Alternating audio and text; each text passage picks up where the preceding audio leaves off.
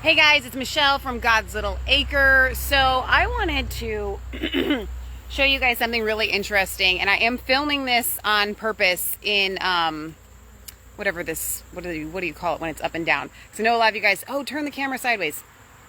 I want to be able to upload this to Instagram, and they only like the tall ones, the long ones, whatever.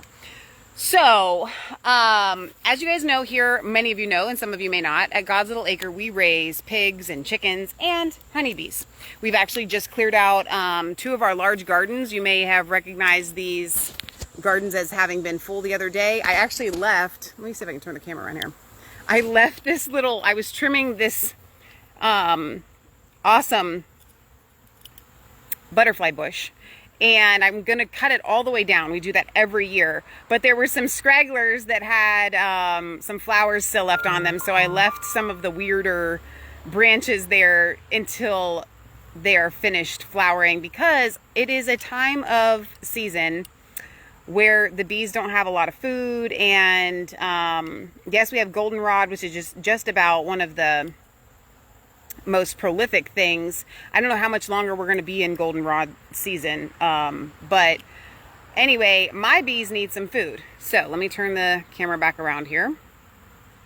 And so we keep pigs. I'm getting to a point here, and we often get produce for free for the pigs. And we had these boxes of bananas here, and I have fed the bees bananas in the past. Now, I've read various different things about bananas, that when bees feel threatened, they release some sort of pheromone that smells like bananas. I don't know if that's true or not. There's enough evidence out there that seems to that might be true. I don't know, but all I know is this is a free source of food. We've got boxes and boxes of bananas here that we've given to, that we give to the pigs, but now because the bees are low on food, they're going after the bananas. So I also am in the process of feeding some sugar water, because I was out in the hives the other day and they felt a little bit light, and we're going into winter and I want the hives to feel heavy. So I decided I was going to feed them some sugar water. And what I use is, let me turn the camera around here again, this chicken waterer. And I've separated it now because they've reached the bottom, and I want them to be able to get the very last of the food there. So you can see they're just going nuts for all of that, which is really great for me to see. But I also had a big pot, and I wanted to give you guys a little tip. I had a big pot that I had more. I am getting all these messages right now. More bee food in. And I had it sitting out here because I was getting ready, because usually they'll empty that chicken waterer in no time flat. So I had the pot out here with the lid on it and was getting ready to dump it into that chicken water, but everybody's still going nuts for the chicken waterer. And I thought, you know what, here's what I'm going to do. Another thing that we also do is, this is the area where we were, one of the areas where we were keeping our meat birds, out in here and then over there. Well, we also feed the meat birds when we get extra produce of corn on the cob. So there were a lot of spent corn on the cobs, corn on the cobs. You can tell my brain goes straight to food. And they were laying around, and I thought, here's the thing. And you guys can, if you want to, but be very careful if you do. Feed bees locally. All right, if you've got a lot of honeybees around and you choose to attract them to your yard, make sure you're not allergic to bees, and so on and so forth. If you want to feed them, you can put out sugar water. You can do a 1-to-1 ratio. But what I have done is, in this pot I have the sugar water, and then I also put in a mixture of Honeybee Healthy. I make a homemade version of that. It's just some essential oils that are good for the bees and help them. So anyway, I just started picking up a bunch of sticks and corn cobs that were spent and threw them in here, and then all of a sudden it took literally no time at all to be able to attract the bees to this area over here. So I'm really excited, and you'll see some yellow jackets in there. If you're going to be feeding bees, you just need to know ahead of time you're going to be feeding yellow jackets. It's just a thing. It's an unfortunate thing, but it's a thing. Now, here's the issue with feeding this way. The reason why I put all of these in here is because the bees are not smart. They will drown themselves. They will not just, you know, crawl down the edge and just drink a little bit of the sugar water. If you don't have this thing jam-packed with stuff for them to be able to climb out of it with, you're going to end up with bees that drowned. And that's always sad, and we don't want to see that. So that's why I just put as much possible in here. We have one kind of drowning there. I probably should put some more. Well, you know what? I want to let them do their thing.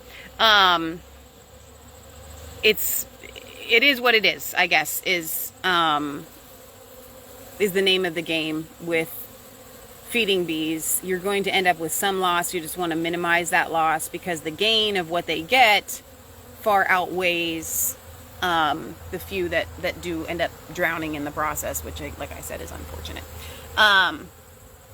So let me take you over to the hives and just kind of show you all the action, the coming and going of everybody in and out of the hives. They look really good. This is a lot of activity here. I wish I could see the comment section there. Oh, I forgot those frames I left out here. But that's okay, because they'll eat the wax off that frame too. It's fine. I want to get that frame down to nothing, those frames. But so I have 6 hives here. And as you can see, there's activity in 5 of the 6 hives, which I'll take. There actually is mild activity in my one little hive right there, which you guys can't really see very well, but give you a little up close shot here because those are always fun, of the coming and going of the bees. And you can see now, I think, why they how they'll be able to remove a lot of that sugar water very, very quickly, because there's so many of them and I have a lot of mouths to feed. And I think the bananas are making them go a little bananas, but that's okay. Feeding them is worth far more than that. But look at this activity. I mean, this is just, to me, this is a beautiful sight. This is God at work. It's just amazing. It's simply amazing. And this is what I was telling my mom. I can stand out here in the midst of these girls. Almost every bee that you see here is a female, by the way. I'm not seeing very many drones at all, because the females are the workers and they're the ones going around getting the food. The drones literally are created for mating. That's all they do. They don't do anything else. They do not they don't guard. They don't even have stingers. There's nothing. They're literally good for nothing. And at this time of the year, probably in the next couple of weeks, all the females are going to start kicking the drones out, and it's the end of their lifespan, and they do not get to go over winter with the females. But so I can be standing out here in all of these bees and not get stung. Why? Because we've got a little bee fight going on right here. I know that no, not a bee fight. They were just taking out a dead bee. They do that. They pull them out of the hive. Get out of the hive. Where was I going with that? Now I just totally lost my train of thought. But they're not aggressive right now. They're just focused on getting and eating food. Okay? So I can stand out here in the midst of all of this, and they couldn't care less because they're getting food. So I hear Leah calling for me, so I'm going to sign off this video. But I did want to come on here and give you guys a little update. This is what I'm doing today, feeding the bees. It's kind of caused some chaos about the farm today, because they're just so crazy for food. This should die down tomorrow once all of the sugar water is gone, but it gives them a good boost. I don't know how many gallons I'm probably feeding them. Probably 5, maybe 4 or 5, which is a lot. It sounds like a lot, but it's not a lot because of all the hives that we have and all the mouths we have to feed. So anyway, let me get in the sun here, out of the shade. But I don't know why I can't see the comments. My phone's been doing that lately. I can't see any of your comments, which I hate. It's one of my favorite things about going live is to be able to see the comments and answer back. I know you guys probably have a lot of comments and questions. So I'll try to check them out after this video is done. But thanks for joining us here at God's Little Acre and checking out our little bees as they feed on bananas. Bananas are so good for bees. They offer a good source of carbohydrates. They're just, I mean, bananas are like a health food for bees. They feed a lot of bananas in Latin America to their beehives.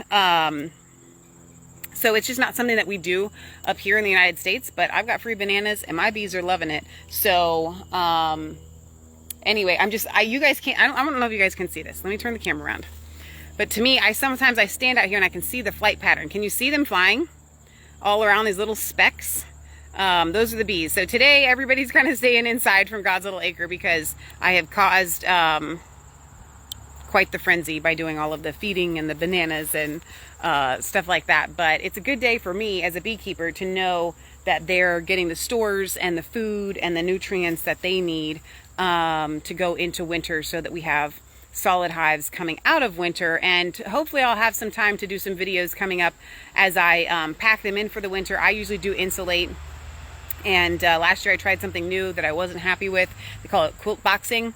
We can go into that later and discuss what that is, why I didn't find it successful. Maybe I wasn't doing it right, but show you guys what I usually do when I pack up the bees for winter, which will probably happen in early November to late November sometimes, depending on the weather. So all right, we love you guys. God loves you. God bless. And you can check this video out and share it and things like that. Probably I'll have it uploaded tomorrow on resistancechicks.com. But we do have some other videos under the natural living section on God's Little Acre, where we show different parts of the farm and butchering pigs and the chickens and all the whole 9 yards. So, all right, you guys, we'll see you later. Bye.